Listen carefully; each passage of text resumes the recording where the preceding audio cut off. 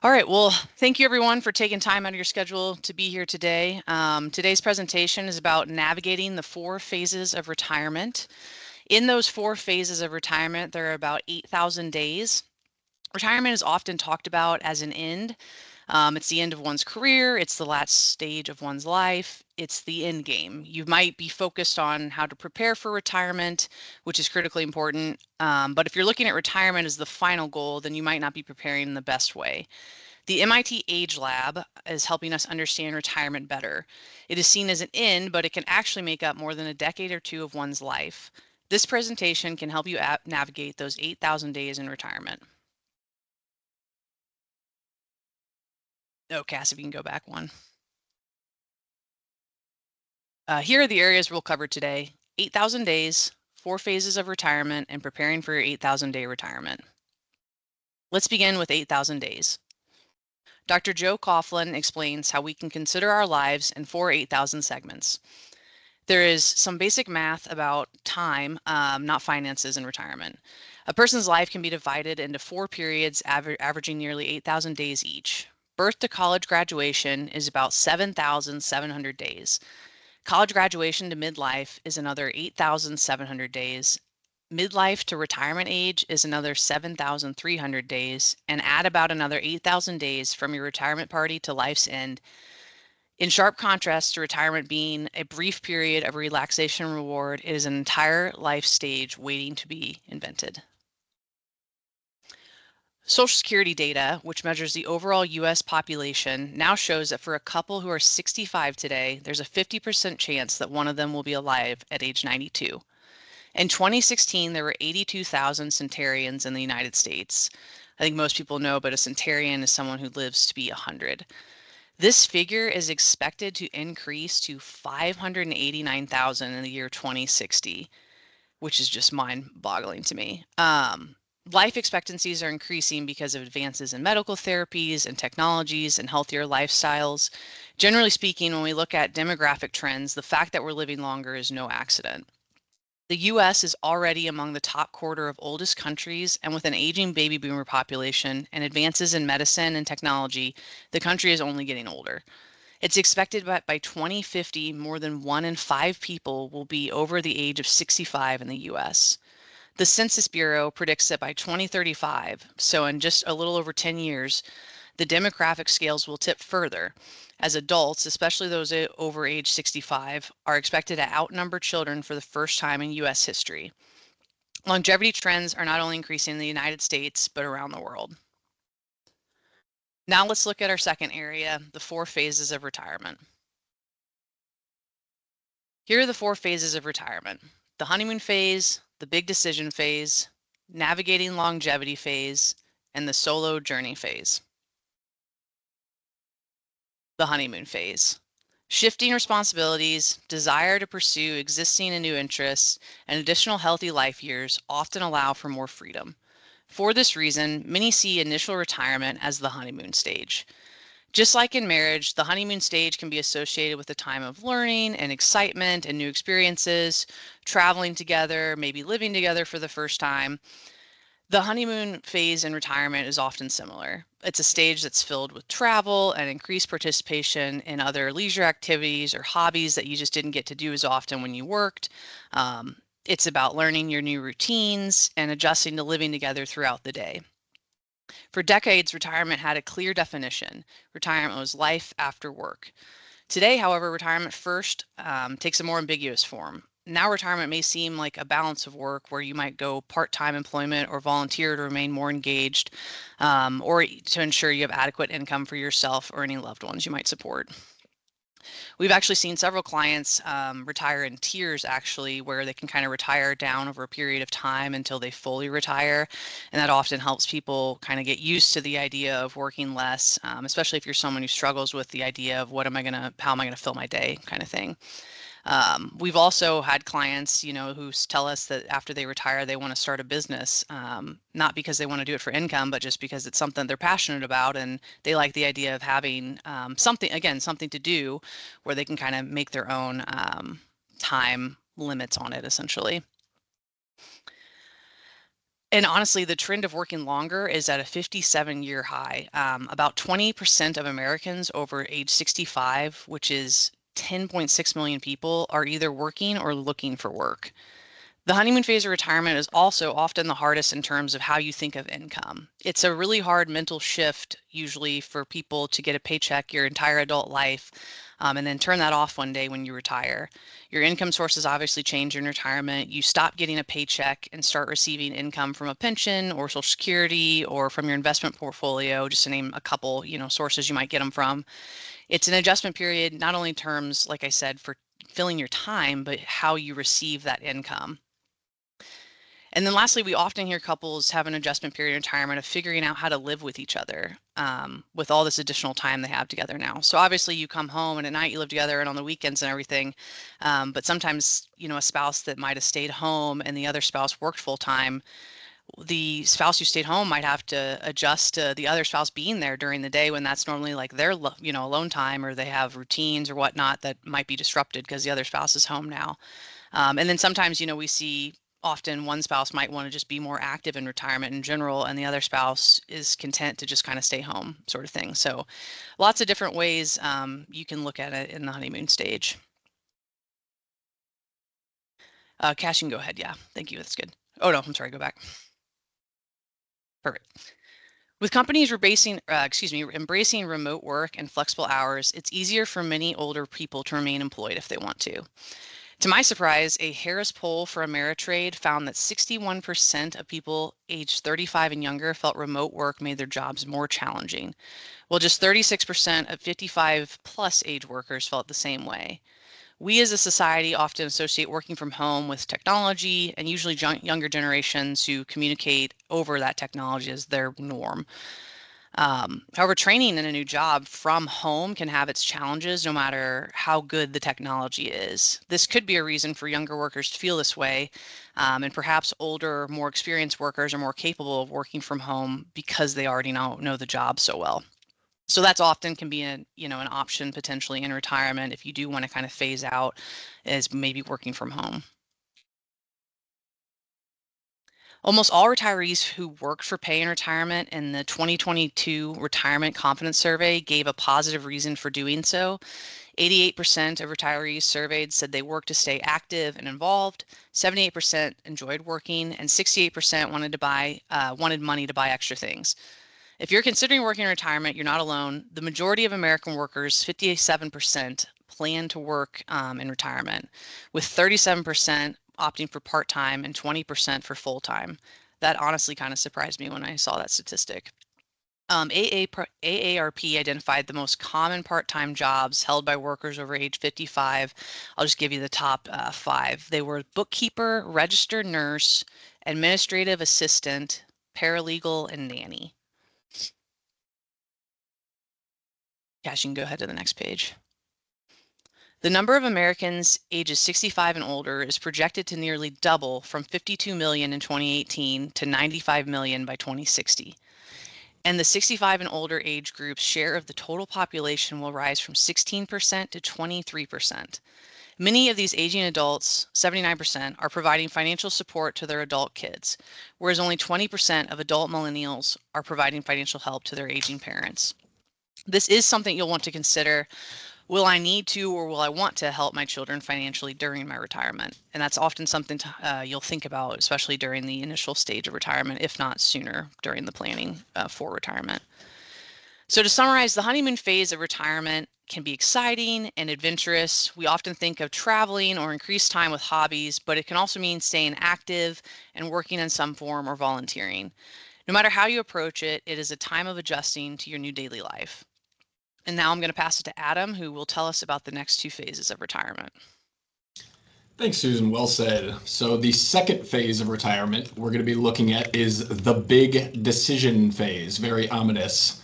So while the second retirement phase is best characterized by more free time, it's often unstated that it is a key time for making big decisions. It takes shape as work truly fades from view.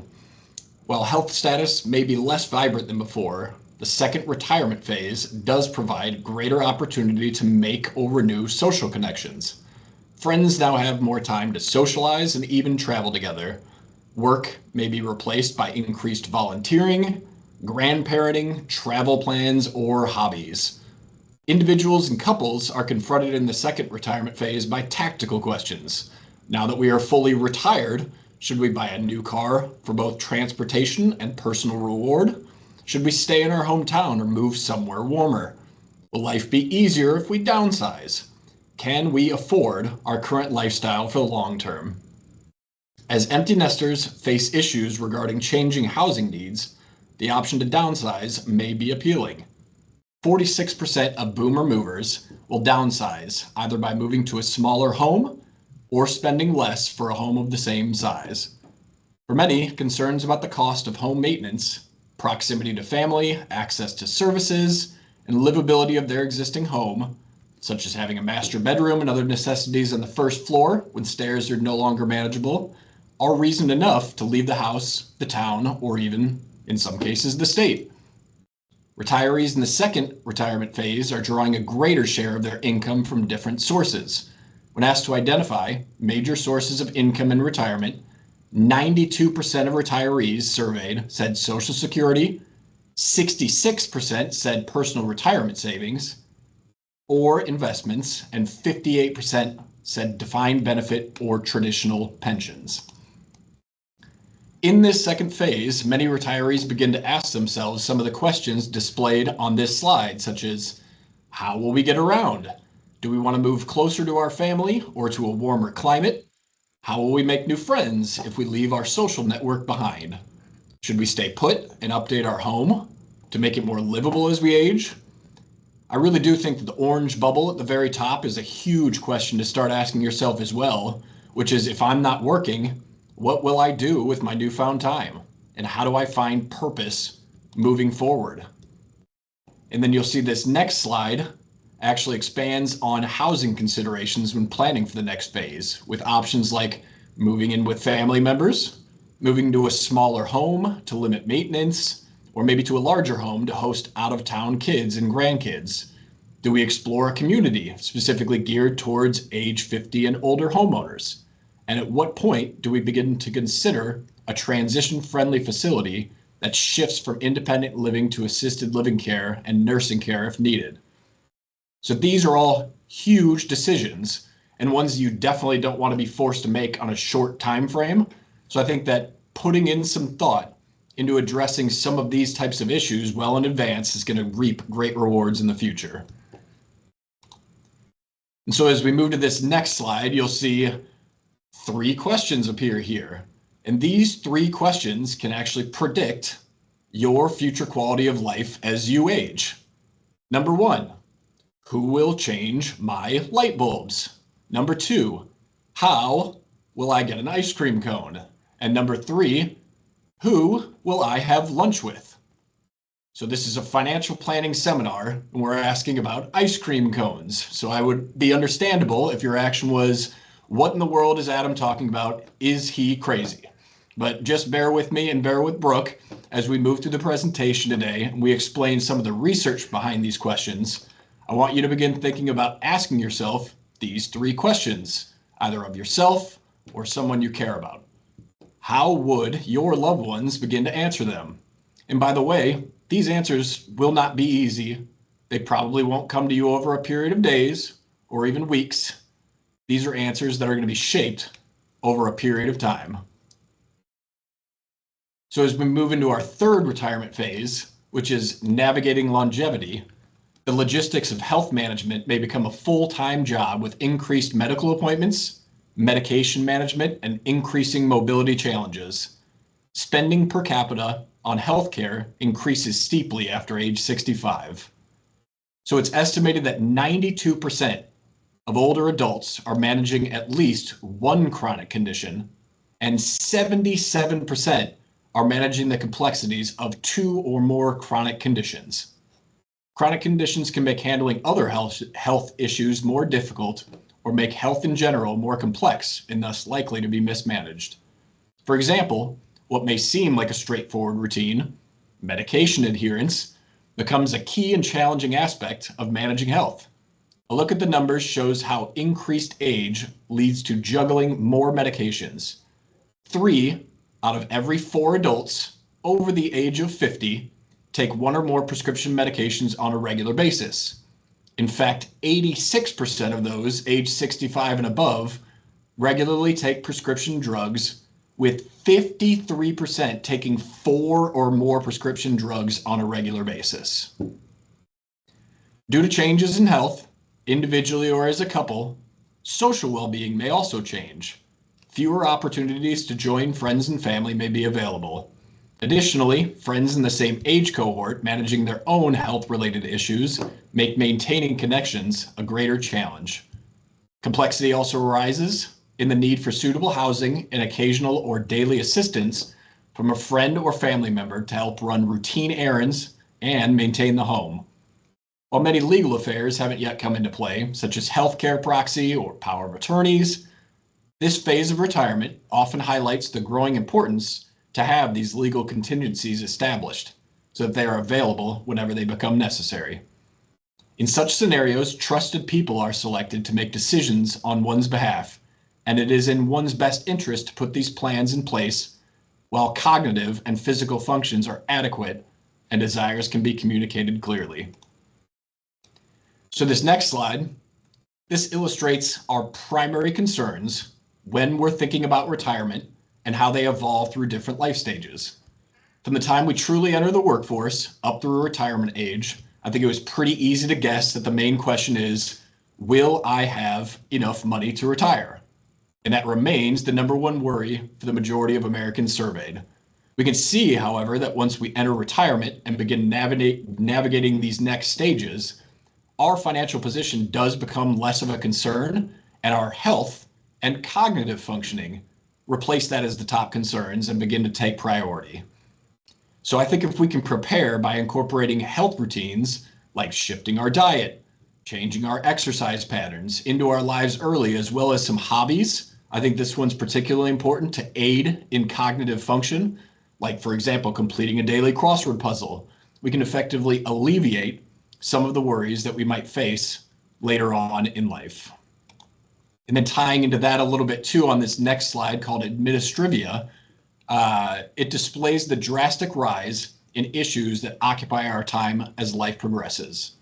Early on, so think college years, early 20s, social contact is going to be dominating our focus. We're seeking to establish ourselves amongst our peers. But as you can see on this graphic, over time, the number of issues multiplies.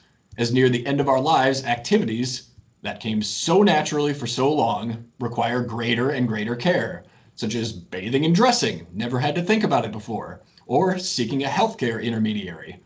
A common misconception is that once we retire, we will have nothing but free time to take care of ourselves, but we do need to remain aware that the number of items requiring attention will expand over time and consume a lot of that extra free time.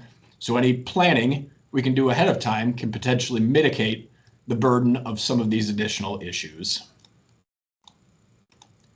So in this next slide here, while people with disabilities and older adults receive care from paid professional caregivers, most are going to count on unpaid assistance from families, friends, and neighbors. I'm sure there's a lot of you that joined us here that have taken care of your own parents. The list of responsibilities can be vast, but here are the typical tasks that care recipients rely on. At first, caregiving may look like periodic, simple phone calls or check-ins to maintain social contact. While still independent, an older loved one may need to be reminded to refill prescriptions or take medications on time in the correct dose with the appropriate meal. Over time, other tasks may emerge, such as providing transportation to the doctor's office or routine home maintenance, such as changing a light bulb, like we talked about earlier. In many instances, a caregiver may serve as a healthcare advocate or intermediary, speaking with physicians, pharmacists, and others. Caregivers may also provide assistance with financial responsibilities such as paying bills, balancing the household checkbook for those that still do, especially in situations with cognitive decline.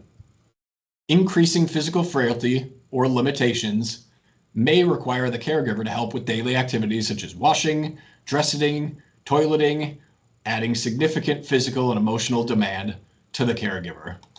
So that brings us to the end of the third phase of retirement. So I'm going to turn things over to Senior Advisor and Partner Brooke Deaver, And he's going to take us home with the final phase of retirement with the solo journey. Thanks, Adam. So the solo journey is the fourth phase of the 4 phases of retirement. And the reality is that, most of us who have spouses, one of the spouses isn't going to die at the same time as the other. So most of us will probably be in this solo journey at some point. So the 3 things that we're going to walk through that have to do with the solo journey is living alone, revisiting the first 3 phases that we've already talked about, and the importance of maintaining our social network. Cass, go ahead and go to the next slide. So we have a case study in the presentation today, and that's my sweet mama. That's she and I at a Royals game this summer. She is now 84, and as I looked through this presentation and learned more about these phases of retirement, just time and time again, the experience that I've had with her in the last 15 years, there was so many things that made me think of her as I went through that, and so I wanted to include her. My father passed away in 2009 at the age of 72 after a 4-year battle with kidney cancer. My parents had been married for 50 years and 4 months when my dad passed away. My mom was 69. So I set that up to say, here were my folks being married for 50 plus years, ready to go into this new journey and new phase, a new chapter that they were looking forward to of retirement, but it all got derailed and disrupted by a serious illness that my father had. And so I think about the last 15 years of this journey that we've been on with my mom. So unfortunately, my mom isn't alone, as this slide shares with us. So statistically, for those of us that are 75 and over, 42% of women who are 75 and over are living alone. 23% of men who are 75 and over are living alone. Definitely a smaller percentage, and that's due both to just illnesses and people passing away, as well as gray divorce. I think many of you have probably heard that term, and that just refers to the increasing number of people that get divorced in their 50s and later. So interestingly, as you see in the orange, there's really a high percentage of people that are living alone for one reason or another and have had lots of changes in their lives. My wife, Suzanne, serves and volunteers as a grief coach at Church of the Resurrection, which is a really cool program that gives her life and allows her to care for others. And she loves to come home, certainly keeping people's privacy, not saying their name, but she loves to come home after grief group and tell me stories that some people have shared. And I thought about that too with folks living alone. Suzanne told me dozens and dozens of stories. And one of the themes that came up time and time again in those stories is the widow or widower wasn't prepared to be alone. Well, what do I mean by that? You think about yourself, if you're married or have a spouse or significant other, all of the things that both of you collectively do month in, month out to run your lives together. What a common theme that occurs is just like for example, in my home, is I handle most of the finance stuff. So if I'm gone suddenly, how is Suzanne going to handle the finance stuff? Well, if I don't help her and teach her along the way to do it. Cooking and grocery shopping, well, Suzanne takes on most of the cooking and most of the grocery shopping. And so I would have a big learning curve if she was gone suddenly. So that is one of the points to take away is for those of us as we, regardless of what stage or phase of this 4 phases of retirement we're in, think about the tasks that you and your spouse or significant other perform and say, gosh, are there some where we need to do some cross training so we're more prepared as life takes its natural course? So back to my mom for a couple minutes, and I'll also share about my father-in-law, Fred. The thing that was so true for my mom at 69 years old when my dad passed away is she is regardless of whether you're 69 or 89, when you become alone or when you are alone and you start this solo journey, you truly will revisit these three phases of retirement. So when my dad passed away, my folks lived in Tulsa. They had lived in Tulsa, Oklahoma for almost 19 years, and they had built their life there. But we didn't have any other family there. My brother and his family in Oklahoma City, and Suzanne and I and the boys were up here in Overland Park. And so my mom had a big decision to make, i.e., phase number two, the big decision phase. She had to think about things like Adam was talking about. Who's going to change my light bulb? And in fact, she had to think about who's going to clean her gutters, who's going to move heavy stuff up and down her stairs, who's going to help get her Christmas tree out every year. Well, you're listening to the guy who did all those things and more. And a big decision that my mom had to make was, where was she going to move to? Was she going to move to Oklahoma City to be closer to my brother and his family where they could take care of her? Or was she going to move up here? Ultimately, she decided to move up here. Another big decision that she had to make was, where was she going to live?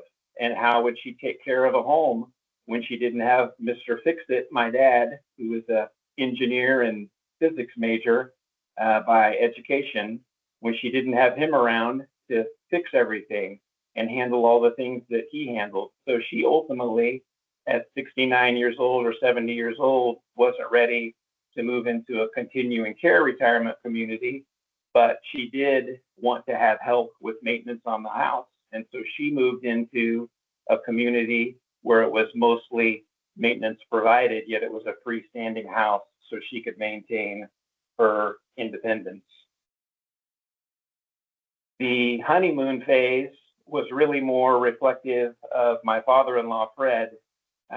He has been married twice, and not because of divorce, but Suzanne's mom passed away when she was 50 of ALS, and then Fred found a second wonderful wife, and he was married to Pat for 20 plus years.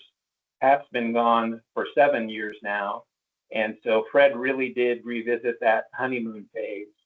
Pat had breast cancer, and Fred took care of her diligently for 6 years. And it came to light, that he really bereaved during the time as Pat was passing away. And so he was ready to reinvent life, and so he did have a honeymoon phase where he hired a trainer to help him get back in shape. He made some new friends and has a great friend, Tom, that he pals around with now, who's also a widower. He got more involved in his church and was instrumental in raising a lot of money for a building campaign that they had to create more low-cost living for homeless people that were in the neighborhood that his church was in. So he really found new things to participate in, et cetera, during that honeymoon phase. Next slide, Cass. So this kind of speaks to the longevity phase, or the long journey of the navigating the longevity phase of this solo journey. And what it points out is a really important outcome and conclusion from a study. So Rush University Medical Center studied 906 seniors, average age of 80 years old. And what they found was how important social activity was for people in that age group. And on the right side, in the middle of the page there, was the really important finding. A 1-point difference on that scale in social activity corresponded to a 5-year difference in motor function. Let me say that again. Just simply increasing one's social activity just a little bit made a 5-year difference in their motor function. Well, how can that be? Again, let's look at a couple of examples. So my mom lived alone. She relied on Suzanne and I and the boys quite a bit. She loved having her own place. She's always kept a great house. She's meticulous in the way she keeps things picked up and cleaned, and she loved having her own space. over time, now being 84 years old, she realized that she just wasn't going to be able to take care of it all anymore and didn't want to burden Suzanne and I by asking for more and more help from us. So she got a lot of free meals from the many different continuing care retirement communities around the city, and ultimately settled on Tallgrass to live independently in their continuing care retirement community. That's been wonderful for her. It was an adjustment, leaving a larger space and a larger home, but it's been wonderful for her because she made tons of new friends. She has days of the week that she goes to dinner with girlfriends. There at Tallgrass, there's over 100 different activities that one can do. And so she loves playing ping pong in a friendly game where they just hit the ball back and forth. She's moving, she's working up a lather, and exercising and moving and being social. And so I see that in my mom, how that just extended her ability to be independent by being more social, getting in more activities. Another example would be, she's going down to dinner regularly with girlfriends. She's going to take the time to do herself up and be mobile and work around the house, put her makeup on, change clothes, etc. And all of those are things that contribute positively to motor function. So I think as we age, we all need to be aware for ourselves, our spouses, our peers, our loved ones, just to encourage people to continue to be as social as possible, because this simple study showed what an impact it can have on our motor function, which, as we all know, leads to higher quality of life and living independent for a longer period of time. So we've covered the 4 phases of retirement. It's kind of cool how it breaks it down into our lives down into 4 8,000-day periods. And on the next slide, we'll kind of talk about the money side versus the what will we do side and how will we adjust and change. So it was cool to dig into this presentation and learn more and look at it, because in our world, Adam and Susan and myself and our team, we spend so much time thinking about the financial side of retirement.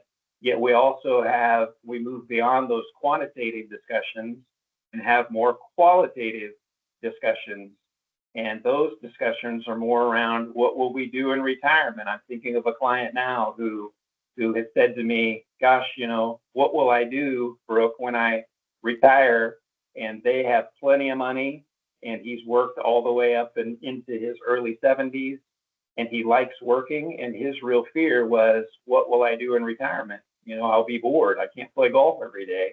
And so we spent a lot of time talking about these qualitative things in retirement, and talking about being intentional and coming up with planning out his days, etc., so that he is prepared and runs into retirement instead of having uncertainty as he makes the transition.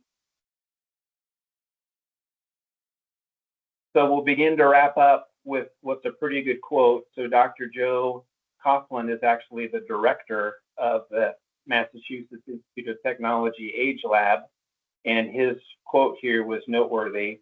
He says, the 4 phases of retirement enable a clear vision to plan and to anticipate what's likely to come. Effective preparation can thereby reduce the stress of uncertainty and boost prolonged independence and control in the life so many wish to lead tomorrow. And I'm sure many of you can relate to that as you think about yourselves or your family members.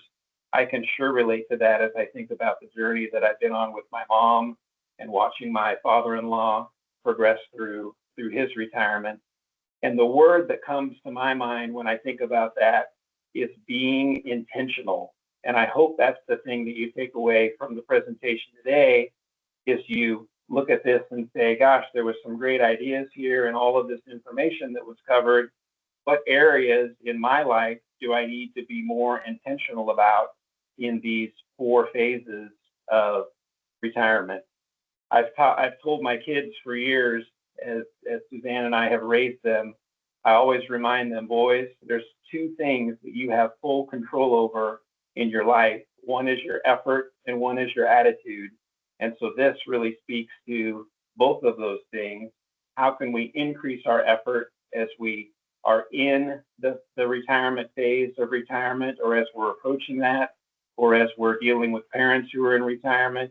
How can we increase our effort to be more intentional, to think ahead and plan, both for the exciting things that we can do, like increased social activities, as well as the things that aren't so fun to think about, which are declining health and where might I live and who can I depend on, and all of those things. So again, we just encourage all of you and hope that your takeaway is just thinking about how you can be intentional about these 4 phases of retirement. So I think, yeah, so on the next slide, there's a white paper, and I think there's also a workbook even on the next slide. Yeah, this is great, Cass. So if you take your phones and turn on your camera and shine on that and point your camera at that QR code, it should bring up a link to a workbook. And the purpose of the workbook that the MIT Age Lab put together is to ask us questions and walk us through some things so that we can be intentional about thinking through these phases of retirement. So if you can get that QR code and it works for you and you can get a link to the workbook, great. If you're struggling with that, then certainly contact your connection at InfiniTALKS, and they will be happy to get you a copy of the workbook. So I will stop there and open it up for Q&A. I don't know if there's any questions, but if anybody has any questions, I think there's a way to click on the raise your hand button, and then Kimberly, I think, can turn you on, turn your microphone on so that you can ask your question. At this time, everyone should have the option to unmute as well, so you're welcome to just click the mic button and ask a question.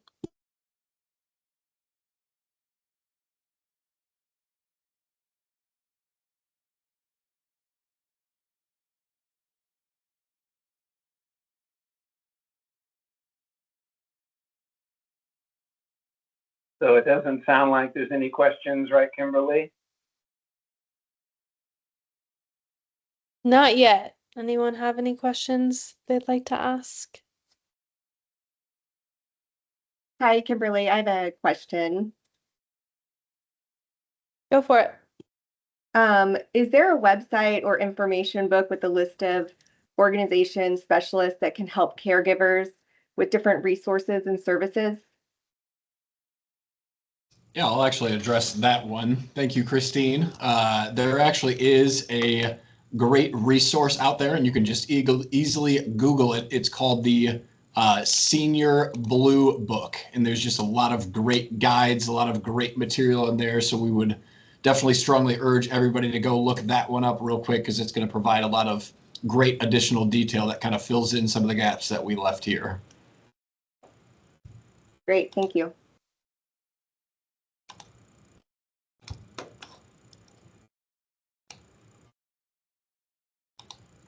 Going once, going twice.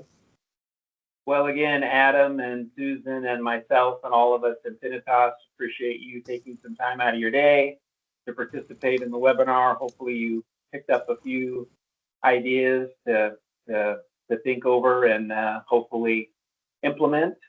I think this webinar is recorded, so if you wanted to watch bits and pieces of it again, it should be out on our InfiniTALKS.com website within a couple of weeks, and you can look at it there. And again, the workbook is available to you either through that QR code or by contacting your connection at InfiniTALKS. So everyone have a great rest of your day. If you're in Kansas City, enjoy the cooler weather, and we will see you all very soon, I'm sure. Take care. Thanks, everyone. Take care.